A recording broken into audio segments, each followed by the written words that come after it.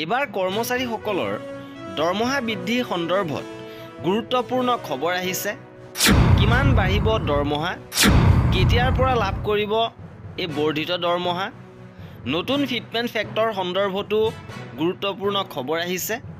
সবিশেষ জানিবৰ বাবে ভিডিঅ'টো প্ৰথমৰ পৰা শেষলৈকে চাই থাকিব। বিশেষজ্ঞসকলৰ দাবী লগতে সূত্ৰৰ খবৰ অনুসৰি এবাৰ অষ্টম বেতন আয়োগৰ অধীনত কৰ্মচাৰীৰ দৰমহা 10ৰ পৰা 30% পৰ্যন্ত বৃদ্ধি পাব। প্ৰাক্তন বিত্ত সচিব সুভাষ চন্দ্ৰ গাৰ্গে জনাইছে আৰু এই বেতন আয়োগত বেচিক দৰমহাৰ সৈতে ডিএ সংযুক্ত হ'ব আৰু সেয়া কাৰ্যকৰী হ'ব 1 জানুৱাৰী 2024ৰ পৰা। ফিটমেন্ট ফেক্টৰ হ'ল বৰ্তমানৰ বেচিক পেৰ গুণিতক। ইয়াৰ ফলত নতুন বেতনক্ৰম ধাৰ্য বা প্ৰস্তুত হ'ব। বৰ্তমান কেন্দ্ৰীয় চৰকাৰ কৰ্মচাৰীসকলে 53% হাৰত দিয়ে আৰু অৱসৰপ্ৰাপ্ত কৰ্মচাৰীসকলে 53% হাৰত দিয়াৰ লাভ কৰি আছে। আৰু নতুন বেতনক্ৰম আৰম্ভ হোৱাৰ পূৰ্বে আৰু দুটা ডিএ দিয়াৰৰ বৃদ্ধি লাভ কৰিব, এটা জানুৱাৰী 2025ৰ পৰা আৰু আনটো 1 জুলাই 2025ৰ পৰা।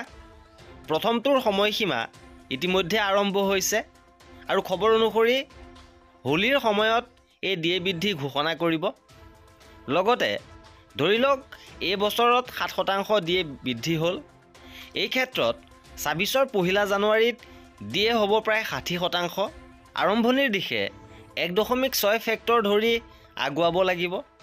এই ভিত্তিক ক'বলৈ গ'লে নতুন বেতন আয়োগে 15ৰ পৰা 30% বেতন বৃদ্ধিৰ ক্ষেত্ৰত প্ৰস্তাৱ দিব পাৰে আৰু সেই অতিৰিক্ত পৰিমাণৰ ফিটমেন্ট ফেক্টৰ 1.6% হ'ব পাৰে, যিটো তেওঁ এক সাক্ষাৎকাৰত জনাইছিল।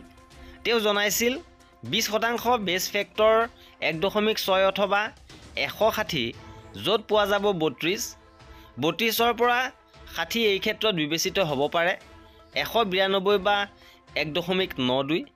ধৰি লওক যদি বেতন 30% বা তাৰ অধিক বৃদ্ধি পায় তেন্তে 160ৰ 30% হ'ল 48। ইয়াক বেছ ফেক্টৰ সংযুক্ত কৰা হ'ব। এই ক্ষেত্ৰত ফিটমেন্ট ফেক্টৰ বিবেচিত হ'ব 2.09%।